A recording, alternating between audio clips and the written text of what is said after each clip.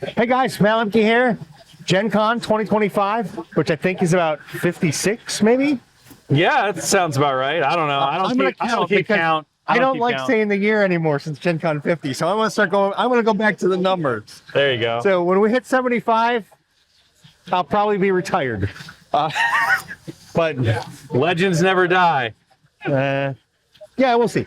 Anyway, I'm at Asmodee Atomic Mass Games portion, this great studio, and we're going to talk about, I guess, pretty much just Legion. I mean, I like it. If he wants to add anything else for some of the other games, I'll let him. Oh, okay. But I play primarily Legion. Yeah, let's stick to the script then. Hit me with it. The script. Okay, so this is going to be a little bit all over the place because a lot of these questions are actually from my local game group. They were like, when you get the chance, ask them this, ask them this, ask them this. And they are all over the place. So, any lessons, were there any lessons learned from the X-Wing update that you applied to Atomic Mass's Legion update? I mean, I think every time you work on any game, you kind of learn things for the next time. I think the big one that we tried to take away was, how to improve communication and transparency in a way that felt transparent to the community. A lot of communication is a weird one in that you can say things and feel like you're being 100% clear, and yet the listener only absorbs like 20% of it. It's that classic like sociology, psychology kind of thing. And what you have to do is you really have to learn how to convey what you're trying to say in a way that the listener can be able to hear, right? And the way the community can absorb it. What kind of concerns or thoughts they have, that kind of stuff. So that was a big one. I think the other thing that, we kind of took away from it was really a thought of, okay, there's an innate desire when you're looking at something like a game system to say, how do I make this mathematically the best thing it can be, right? How do I make the best game possible? And on the one hand, it seems to make sense when you say like, well, what's your job as a designer or a game developer? It's to make the best game. But the reality is that when you're working on a legacy project or a product or things like that, your job is not to make the best game. It is to make the best Legion possible. It is to make the best X-Wing possible. And so what we really learned was to always triple check ourselves against things where we were like, well, if we were to make a game, just an agnostic game, we would do this because this would make it the best game. But a lot of the times those pathways lead to pitfalls because they wind up changing the very nature of the game that people fell in love with. And I think a lot like relationships with people that we have, you love them as much for their flaws as you do for, their great attributes. Yeah. We fall in love with games for the same reasons, right? There are things where it's just like, oh, from the outside looking in, from an outside analytical perspective, you're like, that's a flaw. But if you're into the game, if you understand the game, if you play the game, you're like, no, this is what makes it special. This is what makes it amazing, right? And so that was really a big lesson that I think we kind of walked away with, having not really in our career experiences taken on projects like taking projects that had entrenched communities and saying, okay, now it's yours, figure out what to do with it. How are you going to do this? And coming from a desire to always make the best games possible, to make these games as successful as they can be, to make them really great. It was a lesson learned to be like, okay, but there's a thing in which you have to be aware of. You're not trying to make the best game possible. You're trying to make the best Legion possible. You're trying to make the best X-Wing possible. And so I think we grew a lot, and that was really reflective of the process that we took, why it took the length of time that it did, why we were trying to be extremely careful and considerate with everything we did. And I would say that was probably the biggest one. Well, and I think it shows too. I mean, the communication I think was better. I mean, when X-Wing converted over, I didn't get to play a lot. Mm-hmm. And when I came back, I started buying into X-Wing right at that conversion point, and then I had to work a lot more. So I missed a lot of that communication. Mm-hmm. But with Legion, I still missed a lot of communication because I don't have time to follow a lot of the news, trying to write and take care of my family and helping my dad right now. Mm-hmm. So, but the local community helps share that, and I think I have noticed a difference from their activity and what they have been able to communicate through the activity that you have shared with Legion. So I think you would definitely manage that task and that goal. And then I guess we'll kind of skip around. Go for it. I'll try and keep them together a little bit. So, what is the potential for custom commanders? And like, what's the widest point range? How might they vary? Oh my gosh! Do you even know any of that I didn't yet? do my homework for this. Oh, you didn't read this? No, I mean I didn't. I like to come in these things cold. So like the range for custom commanders, the first ones that are coming out, right? And this could change in the future because I think there's a lot of room to explore. But our goal was to create kind of the mid-level commander options. So you're not going to be able to build a Darth Vader. You're not going to be able to build a Yoda. You're not going to be able to build an Anakin Skywalker. You're not going to be able to build But you might build like build Jedi a Knight tactical Luke. droid. But yeah, where you should kind of where we really wanted to fall was like, okay, in that somewhere between that 75 to 100 point range, where it's like, you know, maybe you don't want a Leia, maybe you're not looking for a Callus, maybe you want something a little bit different. And in that way, you're able to really customize and explore those options. So the goal was to make things that paired well with the iconically named characters, the more powerful characters, if that's what you wanted, or if you were looking to kind of like lower the strain on your commanders, on your commander costs, so that you could take more units or more other things, you'd be able to kind of customize these commanders into roles that made sense for the army you were trying to build. And that was the other big thing was, okay, so we kind of have our range of, we want these to be mid-level commanders and operatives, right? We're not trying to replace all of the iconic characters. We're trying to give players the ability to be able to create themselves or their own characters. Also to have more options and opportunities within those two Force Org slots to kind of fill gaps within what the faction that they play has. And that's not to say that these things completely like adjust or smooth over intentional deficiencies, right? We talk a lot about faction identity and how we want each faction to play differently and feel different. And part of the way you do that is by making factions good at some things and not great at the other things. And then it's up to the player to skillfully maneuver around those things. Use your advantages to maximum benefit and to overcome some of your disadvantages within like the different matchups that you may have. Custom commanders allow players a little bit of flexibility to say, okay, like for instance, maybe, you know, I need a bit more of a melee solo that can go in and tie up big characters, right? Like I want to be able to hold up Jedi for a couple of rounds and delay them. I can build this run in there and kind of roadblock a Jedi for a round or two. And if I can do that, now the rest of my force doesn't have to worry about it, and I can execute my battle plan much more effectively, right? Ideas like that are really where we went into it. And then, of course, you know, one of the fun parts of it was like looking at all of the different potential for characters in Star Wars, taking an RPG style approach to it and saying, all right, we want to bring some of that RPG character creation to players in Legion as they create these characters. And so how do we tech tree that? How do we do that stuff through the upgrade cards and things like that?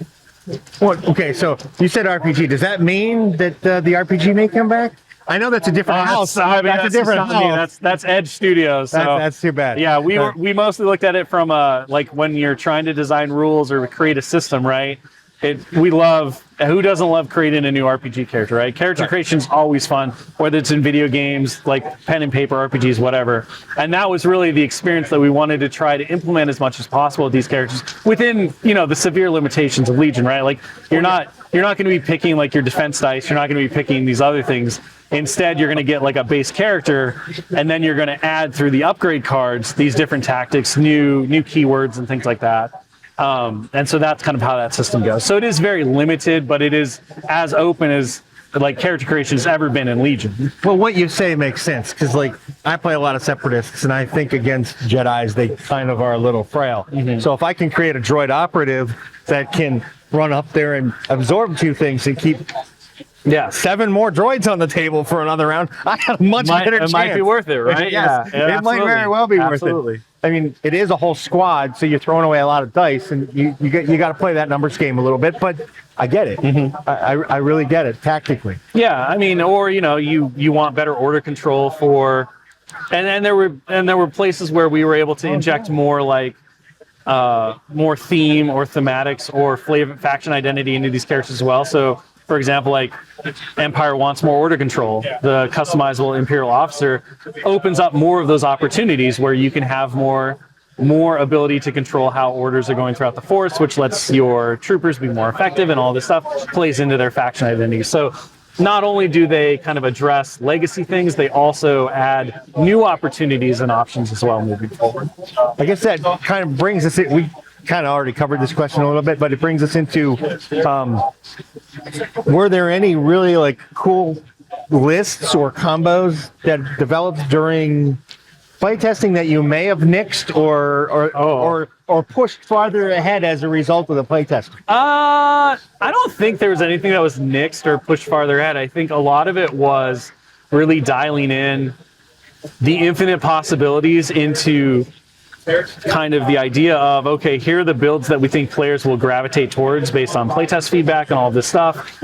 And then here are kind of some of the dark horse candidates that you can do, and making sure that those things all felt good and balanced within the game. And then trusting that the outliers were contained, right? So most of what we nixed was, oh my gosh, if you take these things together, it's like crazy, super powerful, and no one will ever take, another character again, because this is just a fact of the best. And so at that point, you'd have to go in and you'd have to like really be effective about, okay, what are you going to trim? Are you going to change something on the base card? Are you going to remove an upgrade card and change it? Those types of things. And so it was really a process of iteration on how the abilities affected, which cards added to what. We talked a lot about hard limiters in terms of the tech tree and stuff like that, but we really wanted it to be as open as possible. So when it came to like list building in general, I don't really think it affected too much, but we did get to see the overall impact as we moved forward on how it impacted list building overall, and I think it was a very beneficial and a really rewarding thing. And we saw a lot of joy from the playtesters in terms of just the fun of making their own characters, right? They were like, oh my gosh, this is just so amazing that I get to make this character the way I want, and it's how it works, and then it does add value to the game and my army. And so that was really the thing. It was always about kind of, again, watching for outliers or extremes and then bringing them back into the curve. That's good. I mean, yeah, that's good. What strategies do you guys use when you are upgrading units and trying to figure out their points and their value? Because I might have made my own game once, but points it's more, to me, it's more like a gut feeling. Yeah, there's the initial there's an initial kind of gut check of, okay, we've done this stuff, and if we look at everything around it, this is what the point cost should be. Like on a new unit, right? You say, we're going to make a new trooper unit for rebels, and it's going to do these things. And then you say, and based on everything we know about the game, a unit that does these things is approximately this many points. And there are things that you can do that are statistically, you can look at the dice pool and say, okay, we have a big automated dice chart that effectively allows you to input the number of attack dice, and then it grades how many successes you'll see based on various variables. So is it a red save unit, is it a white save unit, does it have surge, does it have cover, does it have these things? And we'll use that to kind of say, okay, is this within the line that we say is, okay for a unit of this point cost? And then we may say, okay, well, because we added these dice, it's doing a bit more on this chart, so we'll add a little bit more points cost, or we'll trim back on the level of offensive output it has. Those kinds of options. And then from there, once you have that baseline, you just start testing it. And it's really just test and test and test, and you go, okay, this feels like it is too good for its point cost. This feels like it is not good enough for its point cost. And the options there are you can either take away abilities or you can add points to it. And it's usually a combination between the two. And once we've done that internally, we send it out to the playtesters and they do the exact same process. And you just play game after game after game with it. And a lot of it comes down to nuance, and there's a little bit of subjectivity, like this should be 72 points. This should be 70 points. And you're like, okay, 2 points. That makes a difference. It does once you start talking about, and then the question is okay, 70 to 72 for a character, probably not a huge deal. Like something you can only take one. But a unit and a core unit that you could take 6 of, that 2 points now gets multiplied by 6, right? Which is like an upgrade, or it's a heavy weapon maybe, or something like that. And so those are the calculations you start to look at and you start to try to think of. You also have the flexibility to say, well, the base unit's going to be this, but it's super effective with the heavy, so we'll make the heavy go up in points and we'll keep the unit low.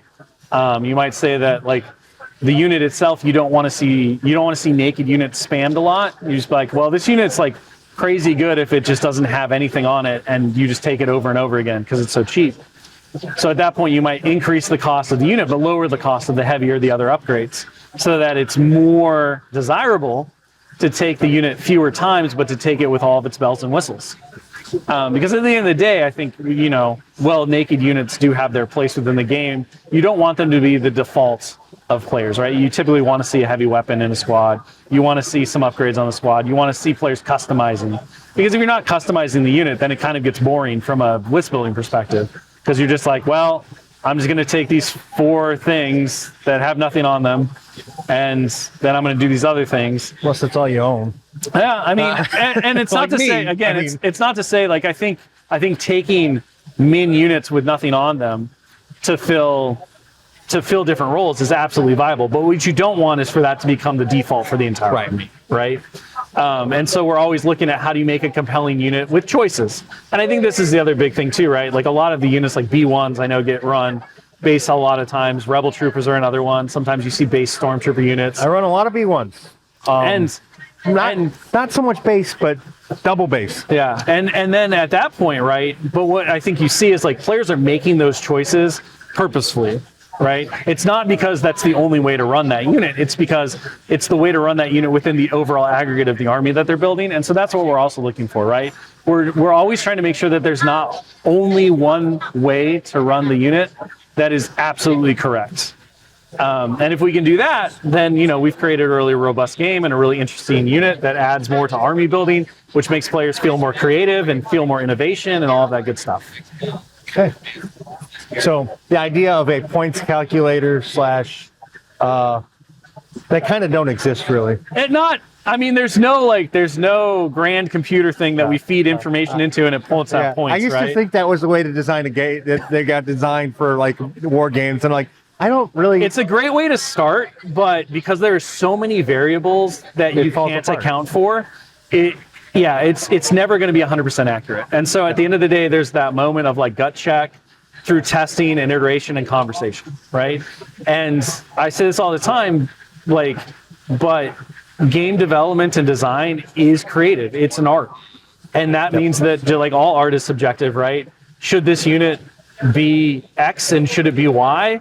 There's a point at which you pull the band so tight together that both answers are correct, and it kind of comes down to the creator themselves to make that call based on what they believe they're going to go to next, based on what they believe is right for the game and all these different things.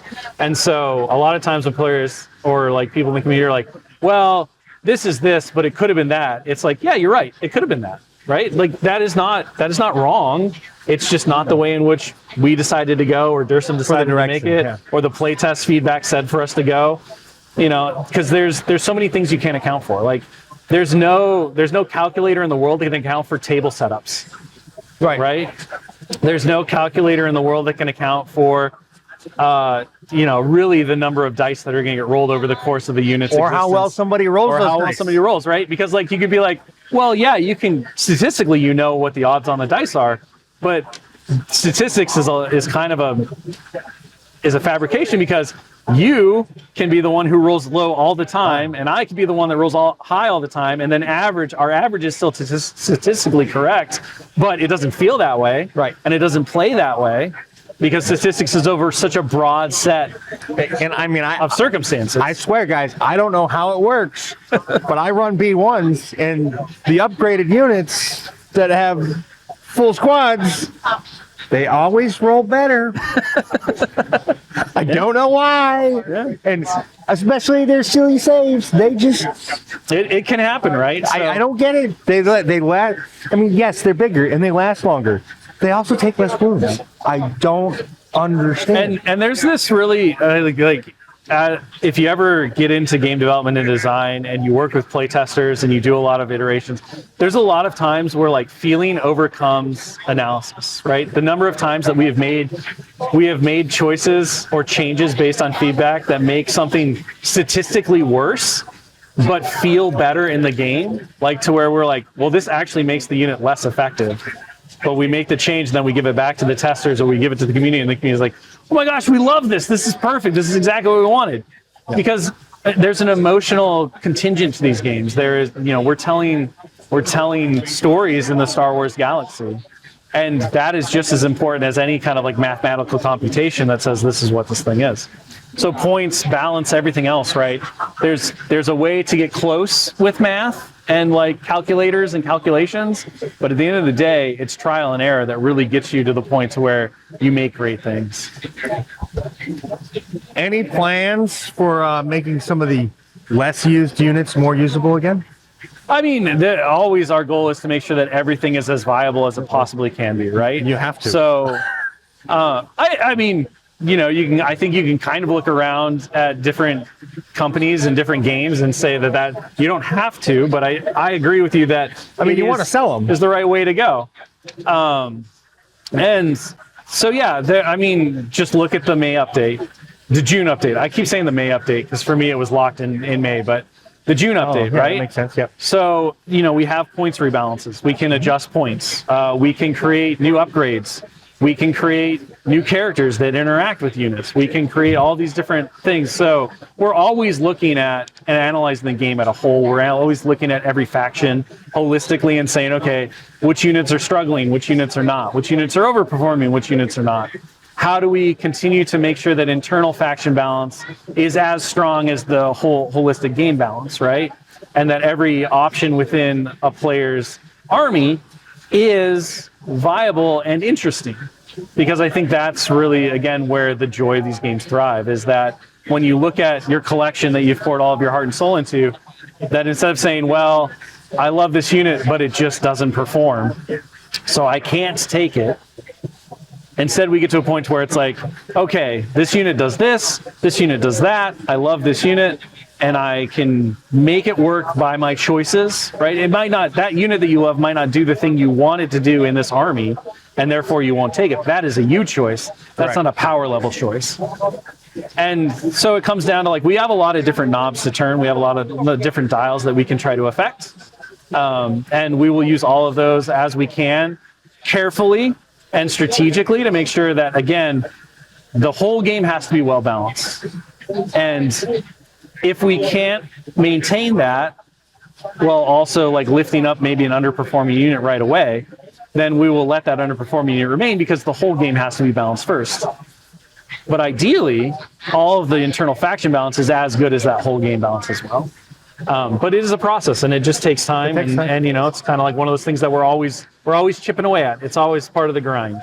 That kind of leads into my one friend's Ewok question. Okay. He said there's been hints of the Ewoks. He wants to know if they're going to see any love in the near future so that he can play more murder bears. Okay. Well, quote, murder bears. We have quite a few Ewok fans in the office, so I imagine that at some point we will definitely see a few things from the movies that we haven't seen in the game yet. When that will happen on a timeline, I don't really know. Yeah, you got a pretty long timeline right now. So, yeah. So yeah, there's a lot of things we want to get to. A lot of stuff players want to see. It's part of the grind, and part of the joy is we just get to chip away at it. We get to continue to move forward. You also have some influence from another company that says what's allowed to be licensed. So.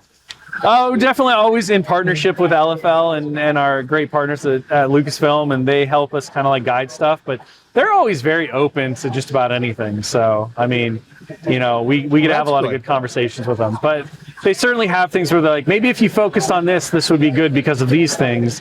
And then what if you went back to this later because of these things, right? And so we try to synergize with them as much as possible as well. In addition to just talking about what the game needs, what is good for the game, what the community is looking forward to, those types of things. So this one goes back. This is probably the weirdest question of all for me. Fair enough. When you made the rules update, how much backlash from the community did you receive? I mean, I didn't really feel like there was backlash in general. I think with any change in a game system, you're going to get some people yelling. You're going to get people who like it the way it was. And our hope is that, again, if we're doing our jobs of making the best Legion possible and continuing to evolve and grow the game in the way that it needs to be a long-term and forever success, that even if we change things that you may not love at first, you're going to see the reasons why, right? And this is part of our big communication thing and why we try to provide that transparency and explain things in ways that are like, okay, we made this change. This was our reasoning why. Again, as I said before, game development and design is subjective. There is no real right or wrong answer. So all we can hope to do is to make it clear why we made the choice. And then through that understanding, even if you don't agree with us, at least it's like, okay, I understand the thought process behind it.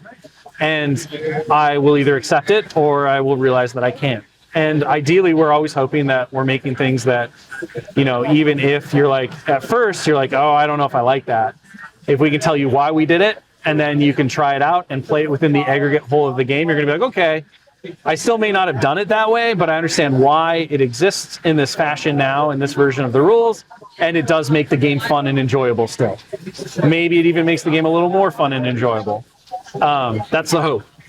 So, yeah, like realistically, like did some players, have feelings and have passion about the changes and the way in which they wanted to see the changes made or no changes made, and we didn't go in that direction? Absolutely. Like, I think it happens all the time. But that's just the conversation of these games, and I think that's the joy of community. Yeah. It's like, when do any of us agree 100% on anything? That's right. Every game has changes. Every game has additions. I mean, it's just going to happen. And so I think, especially as we've kind of come through the entire year since announcing kind of all the changes and giving things why, it's been really rewarding to watch, the community kind of come generate around, be willing to engage in conversations, to listen to, us talk on podcasts or talk with other folks about this stuff, read articles and things like that, try the game for themselves, have discourse about their feelings on the games in all the different places where they can do that, and kind of see, this gel back together. And we've seen a lot of positivity now, and I think we've seen a lot of excitement for the new starters coming out and everything else. And so that, overall, I feel like it went as well as it possibly could, given all of the different factors and parameters. And, that is very satisfying from all of the work we poured in and the things we hope to see from it. And, I'm very excited for next year when, we have this firm foundation of the new edition, and we're now moving forward into all of the new developments the players haven't even seen yet. I think the excitement is actually, I think at first it was like, oh man, and now I think it's building. Yeah. I think it's kind of like a volcano, pressure slowly building up, or a geyser.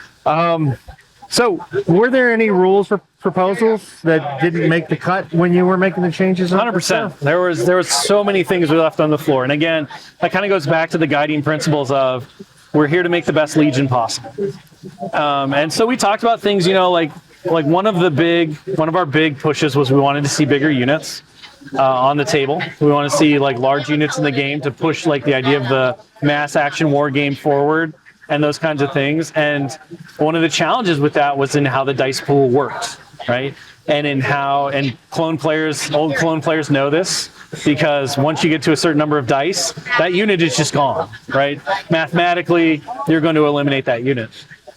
And so one of our challenges was the bigger a unit got, the more dice it threw, and the more likely it pushed into that zone of, okay, this is just an automatic kill.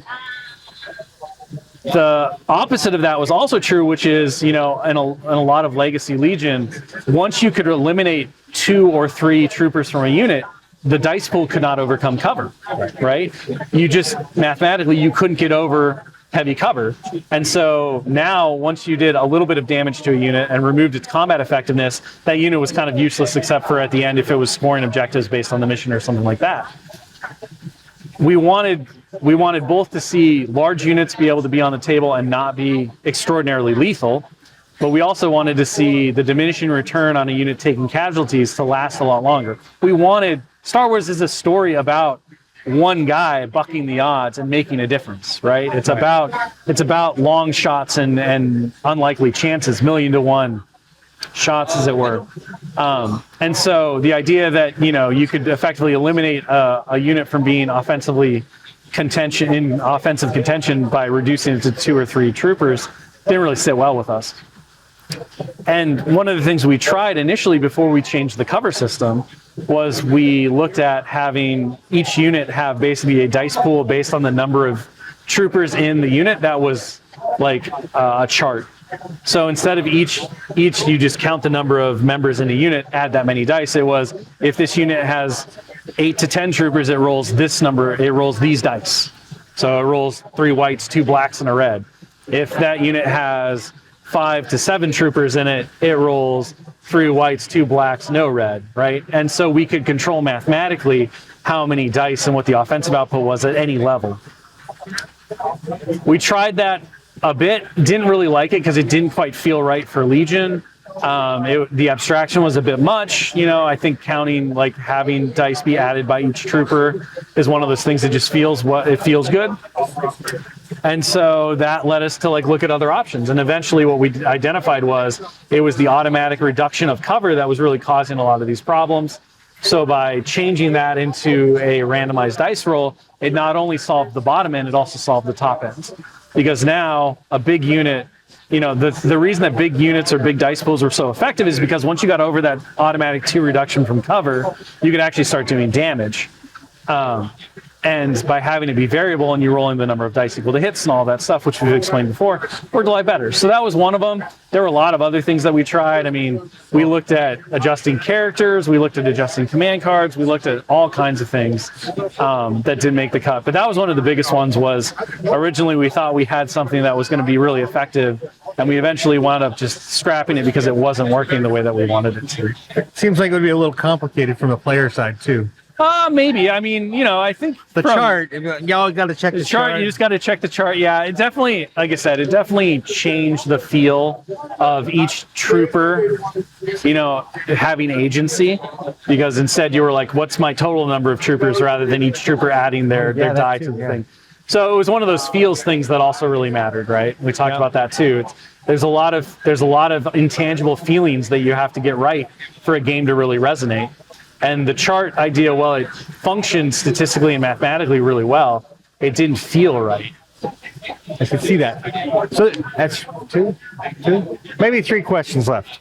Dallas has made mention that he wrestled with at least one of the lightsaber sculpts.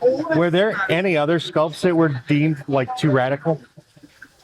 And I honestly don't know what sculpt my friend is talking about. I don't know. So I can't help you. Not really. We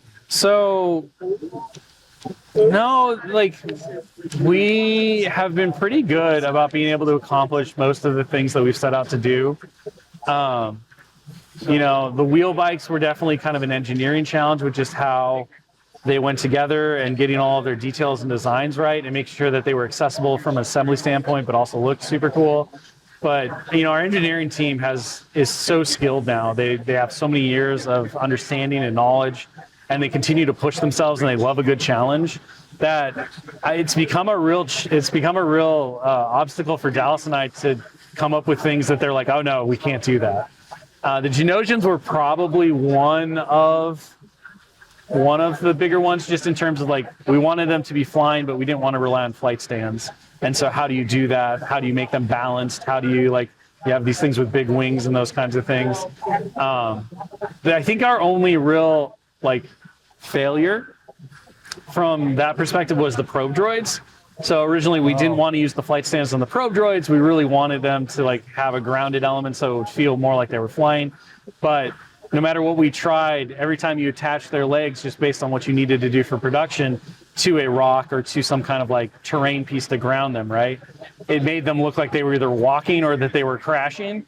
And so we finally were just these are ones where you absolutely have to use the flight that would have been a stand. challenge. And it works really well for them because they have so much dead space between their little legs that even with the flight stand in the way, it still feels like they're floating. It still feels like they're flying. So that was one where we tried a lot of different things to try to make it work. And then we realized that the old way was the best way, which is part of the creative process. Sometimes you're just nope, the way we did it before was the best way to do it. But you got to try. The journey is important. All right. So one more question. Well, Okay. there's 2, but this one I already know the answer because we talked about Okay. it. Can Grievous dismount from the bike? No, No. the mounted characters cannot dismount. So That's a bummer. I know. In a way. We talked very briefly about that. We decided that from a rules complexity and a character complexity standpoint, it really wasn't worth it. We wanted to be able to make sure the mounted characters had a specific role and had a really strong identity. And so players have now a choice between saying, okay, I want it on the mount, or I want the non-mounted character.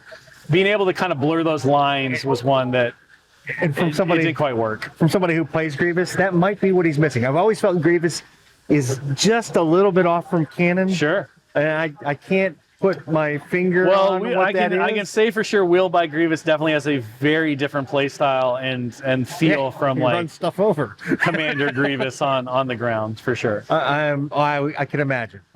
He's got a bigger profile too. Yeah, for sure. You know, there's a lot of that. Anyway, so the next one's really more of an opinion. Okay, great. Hit me. Which lightsaber yielder is the best in the game right now? Oh, like from a play perspective? A play perspective.